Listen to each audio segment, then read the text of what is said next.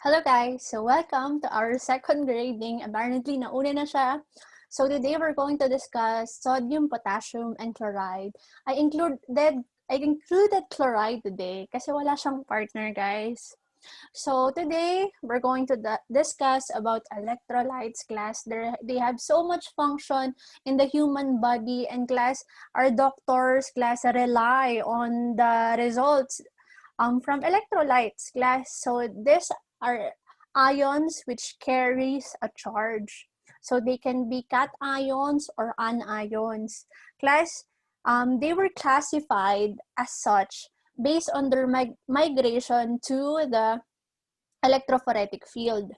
So class, your electrolytes are very important for accounting the water in the human body.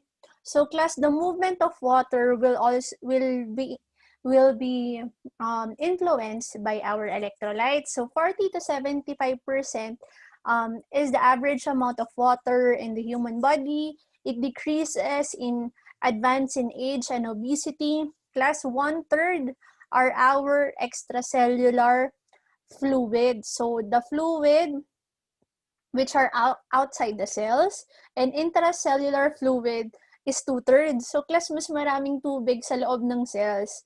And the retention of more than 3 liters of fluid will result to edema. Okay. So class, your electrolytes has so many functions. Number 1, volume and osmotic regulation. So dito tayo magpo-focus for the rest of our minutes together.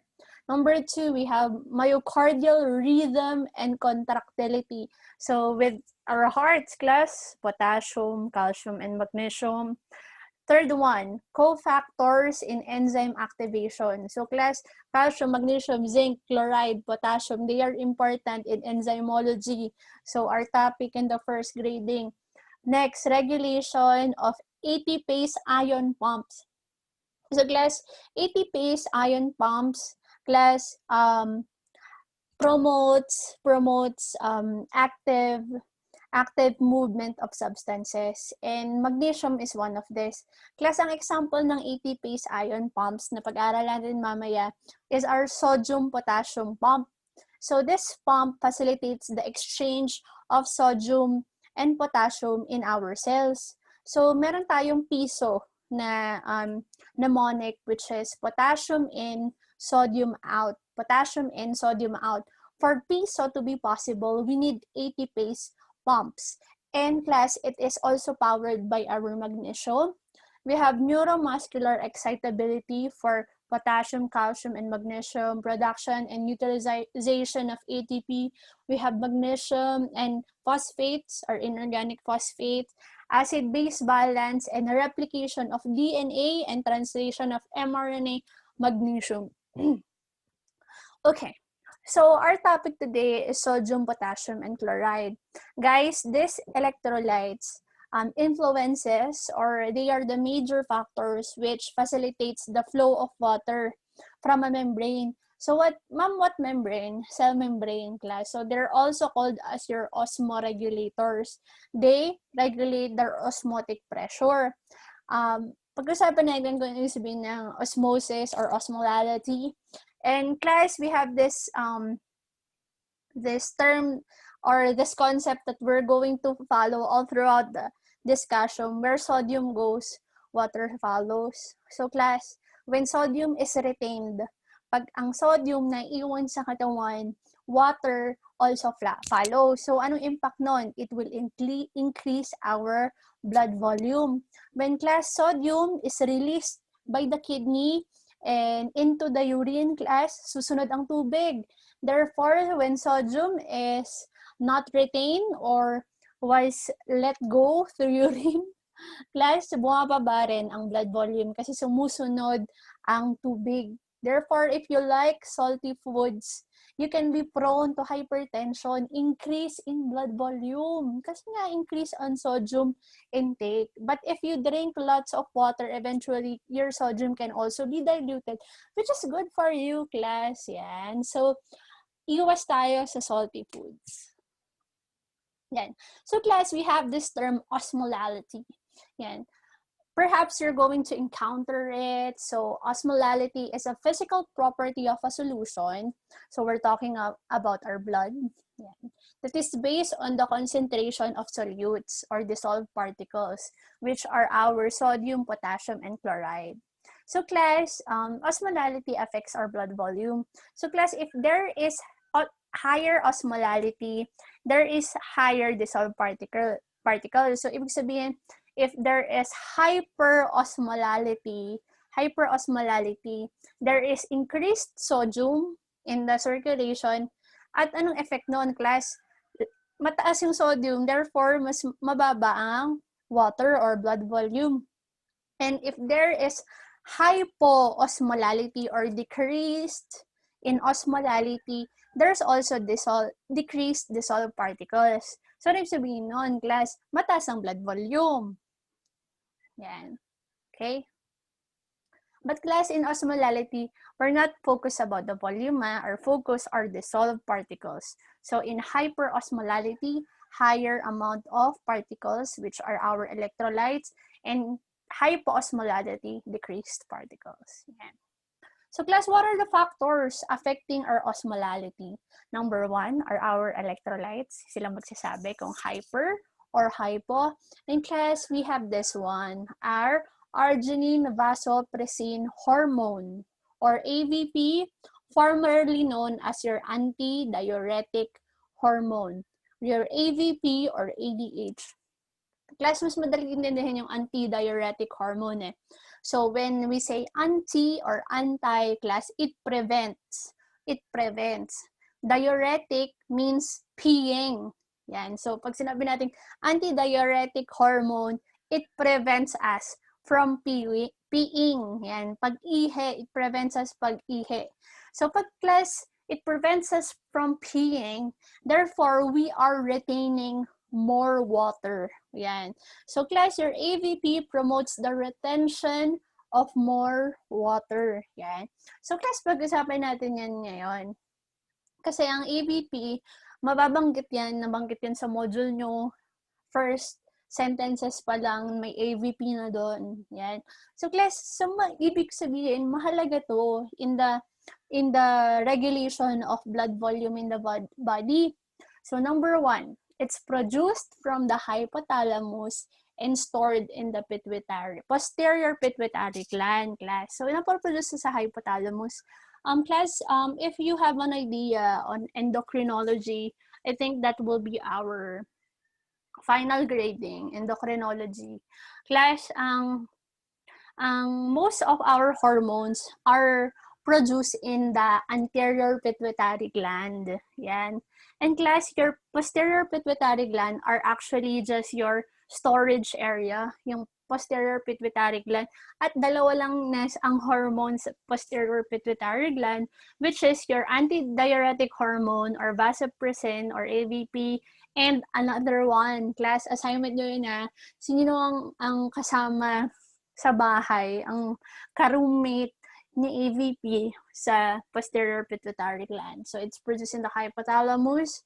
Class, your AVP is released in the body when there is water deficit, when there is decreased volume of blood, or in cases there is hyperosmolality, yan, masyado ng maraming particles, yan, or hypernatremia. Sabi nga, initiated by water deficit.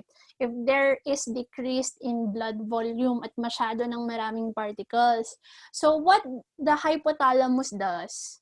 So, sabi nga, madedetect ng kidney, and your kidney will alert your hypothalamus. Once it produces your vasopressin, it will now promote your thirst mechanism. Suddenly, you will become thirsty. So, you will drink more water. Ang galing. So, what else are the impacts of AVP? Class? So, once you drink water, one is you're going to drink water. But guys, those who do not have yet enough ability to drink water, example, mga infants natin or unconscious patient, your AVP also increases your blood volume. How? by constricting your blood vessels. Yan. So class, basically, when there is decreased water in the body, your body reacts by trying to constrict your arteries or your blood vessels para class to concentrate the water. It increases the blood volume. It increases your cardiac output. It wants um, to push more blood to the circulation and wants to increase the arterial pressure. What else, class? Aside from being thirsty, it decreases the urine output. It won't allow you to pee more, antidiuretic na. It won't allow you to pee more and to promote more water retention. Plus, ang galing ng vasopressin, ha? Balikan pa natin isa pa. So, it promotes thirst mechanism. It increases your blood volume. How? By increasing cardiac output and constricting your blood vessels or increasing the arterial pressure. What else? It decreases your urine output. It prevents you from peeing more so that you can retain more water. Yan. So, class, so when there is ADH, class, when there's ADH, it tries to conserve more water. Yan. And class, in turn, so it's increasing the water. Yan. Nasa sodium, tumataas rin. Kasi nga where water goes, sodium goes, water follows, diba? So it retains sodium as well para hindi ka mag-output ng water. And class, another mechanism initiated by decreased blood volume. Yan, blood volume tayo. So initiated by decreased blood volume, RAS or RAS is activated. So renin-angiotensin system or renin-angiotensin-aldosterone system. And class, so this RAS happens when there is decreased blood volume, and the final outcome is it wants to increase your blood volume. How? By vasoconstriction and retention of sodium. So class, itong mga hormones na to, they have different functions. Yeah. So class, first is your renin is produced from the kidney by your juxtaglomerular cells, yan, JGCs. So your renin, so the kidney will detect that there is decrease in blood volume. So now it will produce renin. And your renin will convert your angiotensinogen to angiotensin 1. And this angiotensin 1 will be converted to angiotensin 2. This angiotensin 2 is in charge for constricting the blood vessels. So notice, guys, excuse me, the same thing with the function of your vasopressin.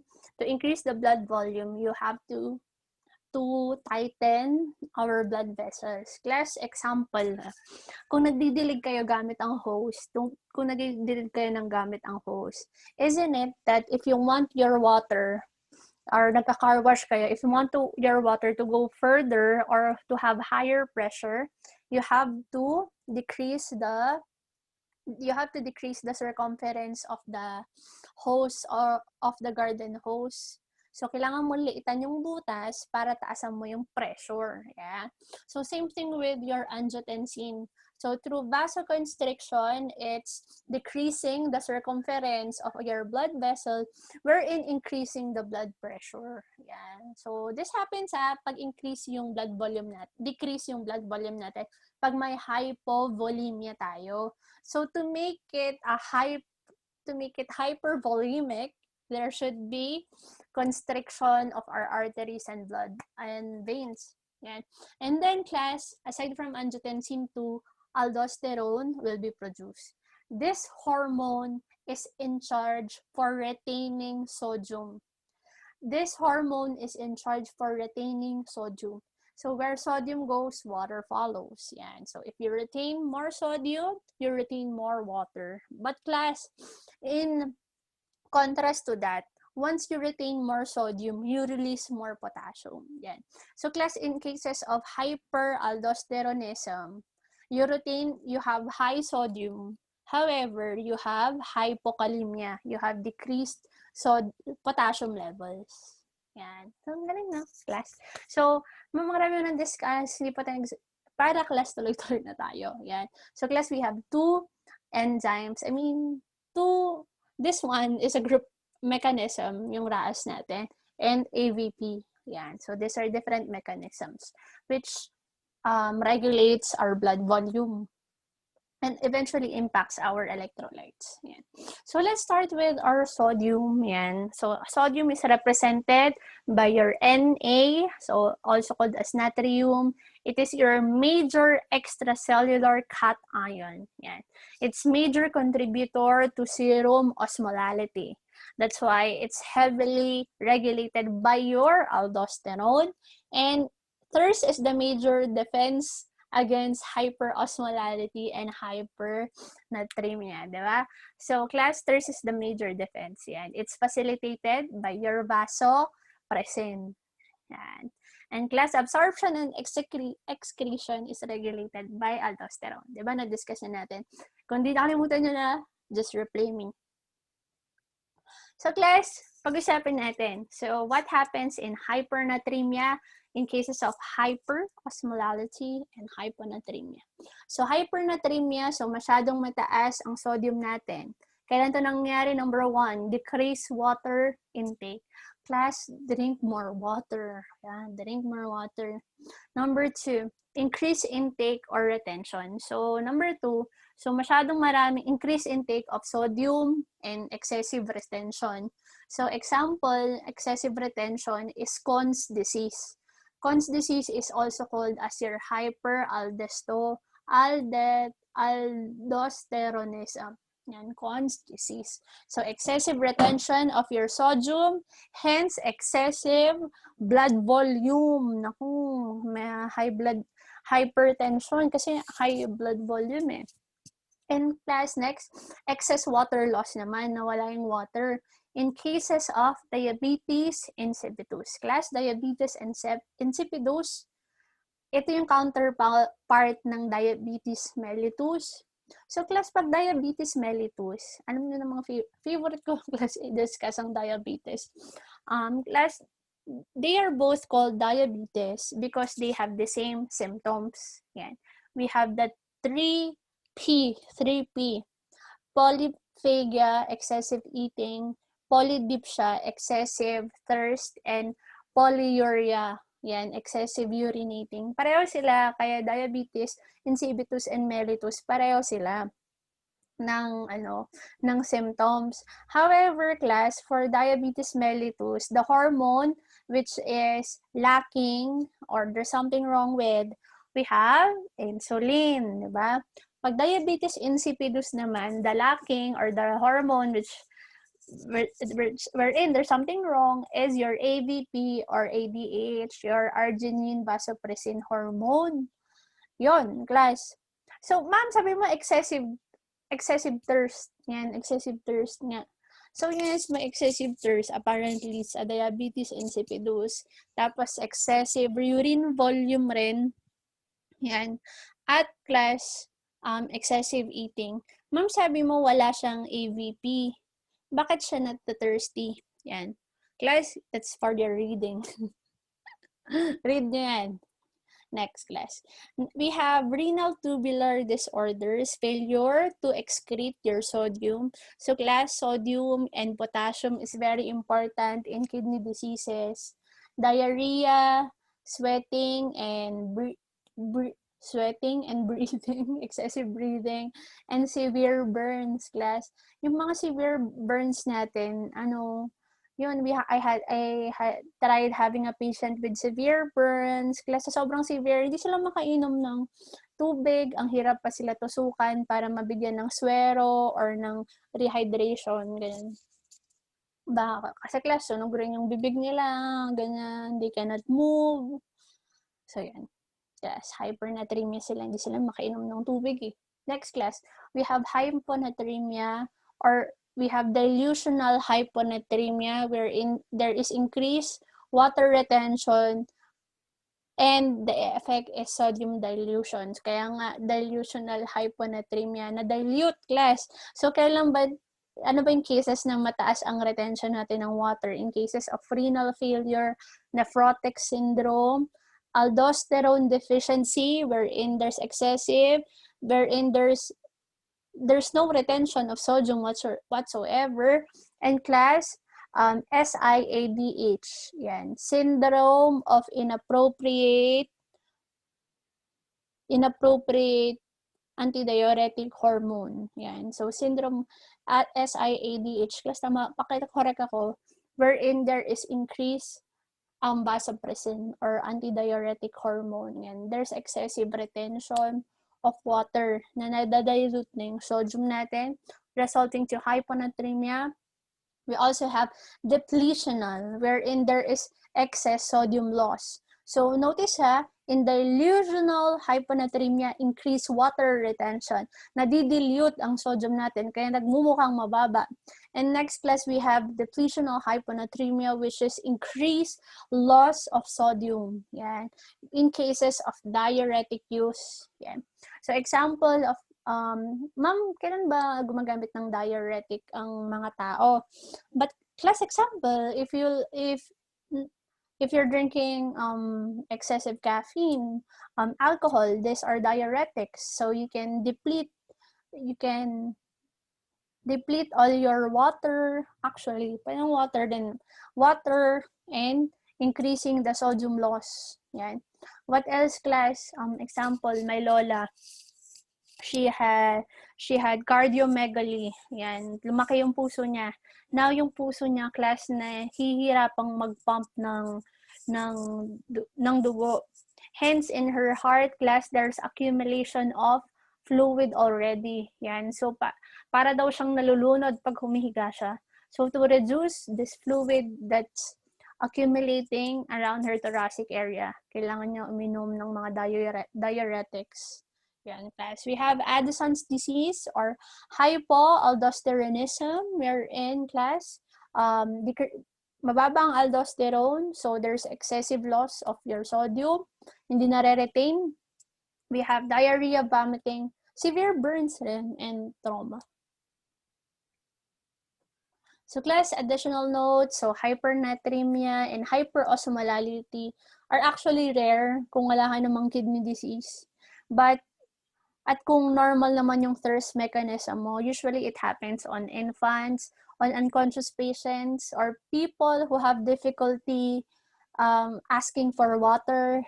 Yan, mga coma patients, older patients with illness, and people with diminished mental status. We also have diabetes insipidus, just in case makalimutan ko. Nilagay ko dyan. Okay. So, how to test for sodium? So, our samples, we have serum, but we could also use plasma with the different heparin na pwede natin gamitin, or green top tubes. We have lithium heparin, ammonium heparin, lithium oxalate. Class, for sodium urine assessment, 24-hour urine daw is the specimen of choice. We can also test for sweat, sodium in our sweat, and sodium in CSF.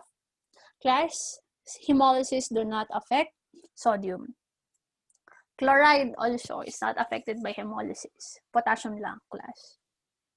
So, class, here are methods for methodologies for sodium determination. So, class, in the laboratory, the test is colorimetric modification, modified by Trinder and Maruno. Class, we have here. But class, hindi masyadong reliable yung colorimetric method. And explain ko na din kung bakit perhaps matagal nang nakabukas yung reagents. And class, ayoko na magbukas ng bago kasi wala namang gagamit. Ako lang. Yun. So, pagbasensya nyo na hypothetical absorbances yung ginamit natin. So, class, we have this flame emission photometry, AAS, atomic absorption spectrophotometry. ISE class, this is what we use in the hospital back then. Yan. Class, mas okay kasi itong mga ISE kesa colorimetric. So, your ISE class are electrodes. To detect for sodium, the electrodes must be covered with glass aluminum silicate or glass. Yan. Or glass aluminum silicate. In class, if it's colorimetry, so yun, Maruna and Trinder and Albanese Lane. So, yan yung mga test methods natin sa sodium. So, what we use in the laboratory is usually ISE. Yan. So, class, the reference values for serum is 135 to 145 millimoles per liter or milliequivalent per liter. For 20-hour urine, 40 to 220 millimoles per day. CSF, 138 to 150 millimoles per liter. Parang within the range. Magkakabareho sila ng ranges. Okay. Next, guys, is our potassium. So, K stands for kalium.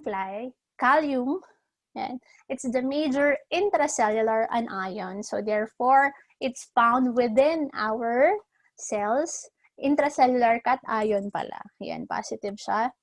And class, it's intracellular. Therefore, in the red blood cells, it is as high as 105 millimoles per liter. In contrast to the serum potassium, class 3.4 to 5 millimoles per liter. So therefore, class, hemolysis, even slight hemolysis, could increase our potassium level. So very sensitive siya sa hemolysis. Now, 105 na nyo, naku, lalampas yun sa 5, 3.4 to 5 lang. So, lalampas pag may hemolysis. You have to repeat your extraction when it happens. Your potassium is very important for neuromuscular excitability, contraction of the heart, and intracellular volume and hydrogen ion concentration. So class, here from our bishop, we have 3 factors that influence the distribution of your potassium. So class, hypokalemia. So bumababa ang potassium whenever the sodium-potassium ATPase pump is inhibited. Yan. So I told you your sodium-potassium ATPase pump is important for the exchange of your sodium and potassium in the cells, within the cells. So dapat ang potassium pumapasok sa cells. Yan. Dapat pumapasok sa cells. Tapos, ang sodium lumalabas, di ba? So once your sodium-potassium ATPase pump are inhibited, resulting to hypokalemia, when it comes to hypomagnesemia, and digoxin overdose. So digoxin is important for the heart. Yan. What else, class? We have insulin. It promotes the acute entry of potassium into skeletal cells. And liver, increasing the sodium ATPase activity. So hypokalemia rin.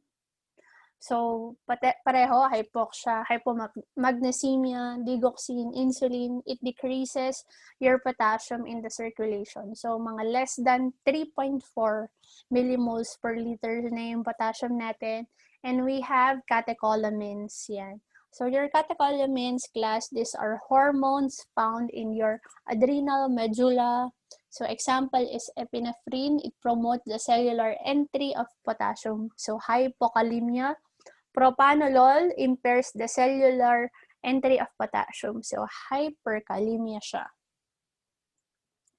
So, class, yan, pag-usapan natin, class, hyperkalemia, increased intake of potassium, pwedeng mangyari pag excessive IV infusion, we have extracellular shift.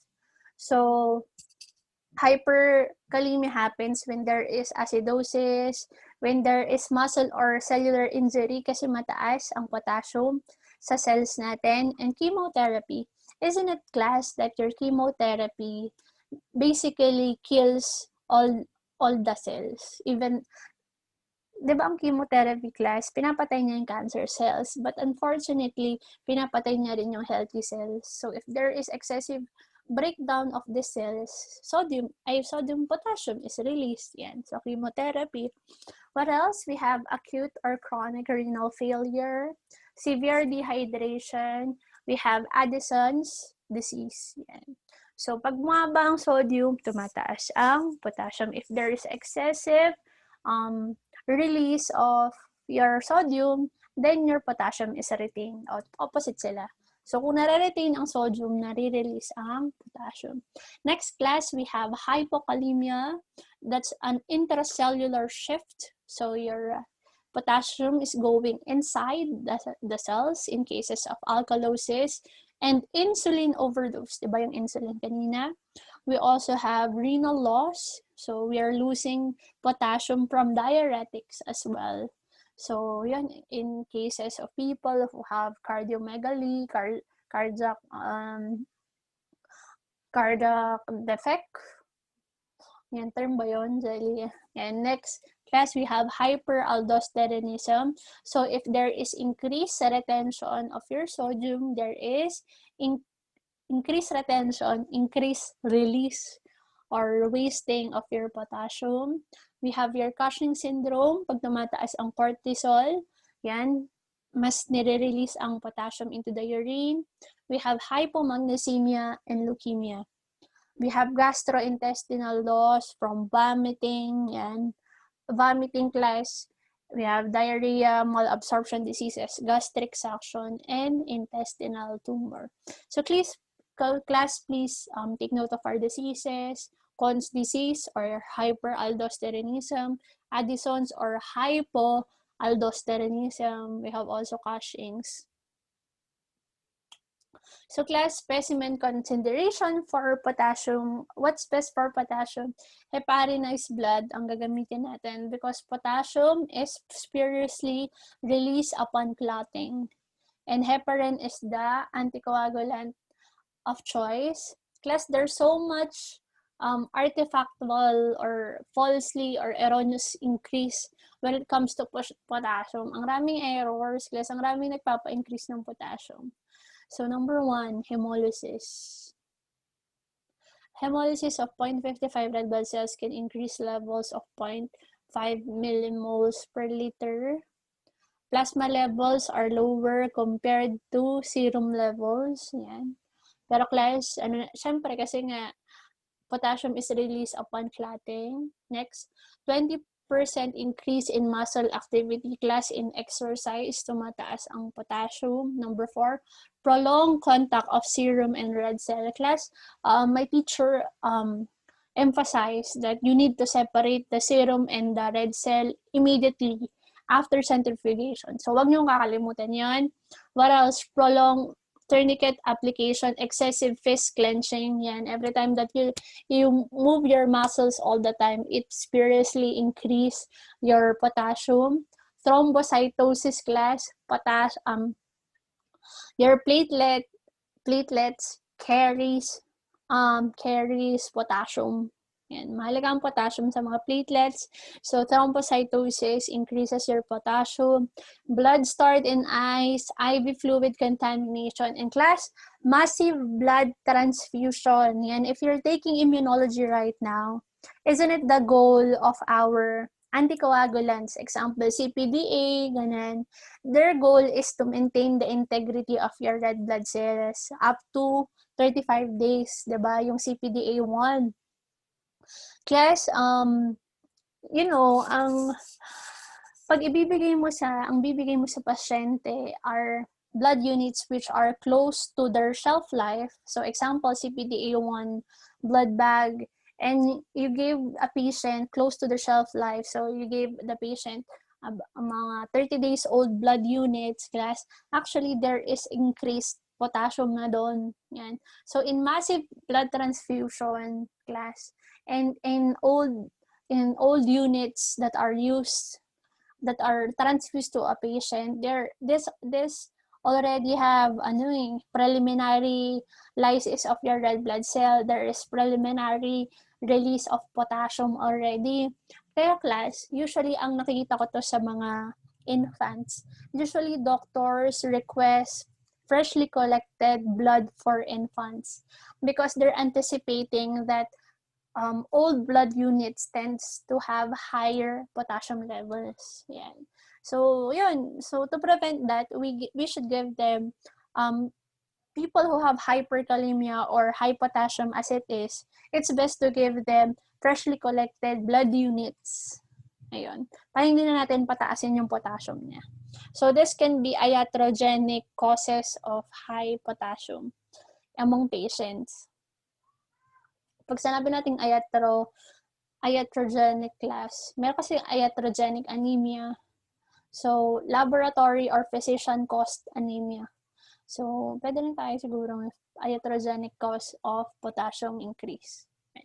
Methodologies for potassium, we have flame emission photometry, AAS, ISE, but class the membrane is covered with valinomycin. Kanina, glass aluminum silicate for sodium, valinomycin for your potassium, and we have Lockheed and Purcell for the colorimetric method.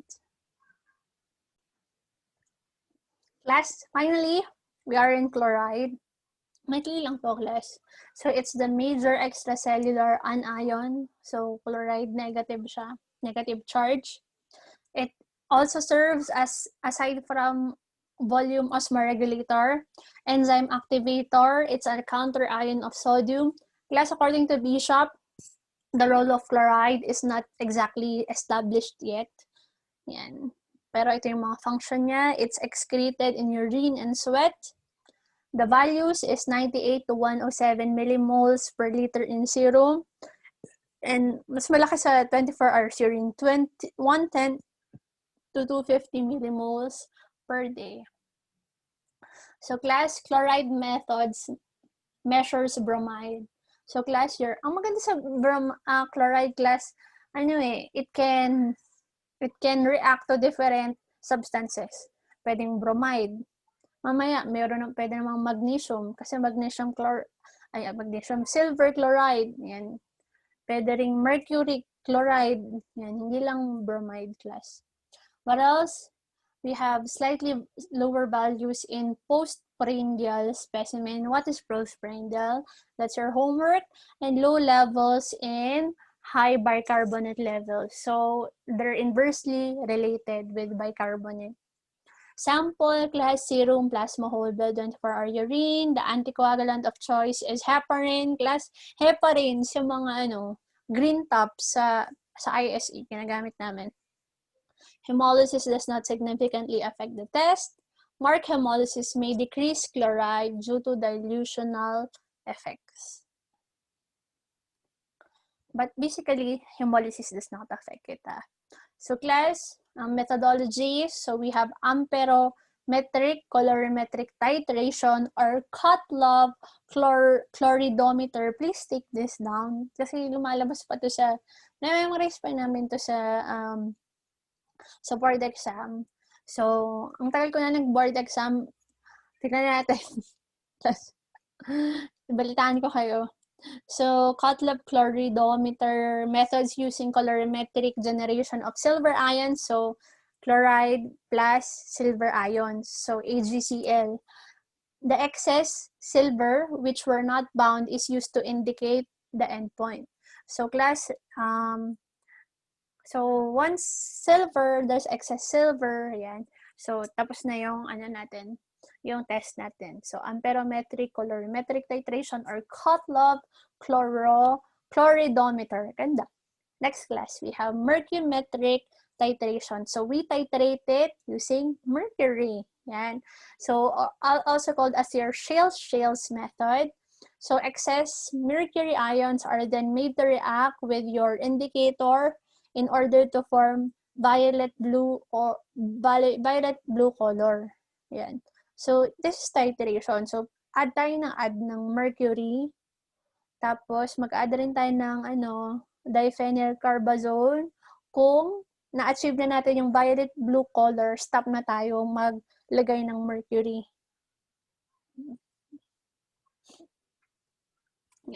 Class, we have ISE class. Most common method, kasi ito ko yung ginagamit sa laboratory. Kaso, what I remember is, lagi naglolo ko yung ISE ng machine namin. We always need to call the one who maintains our machine. Yon, class. Medyo luma na yung ISE namin noon.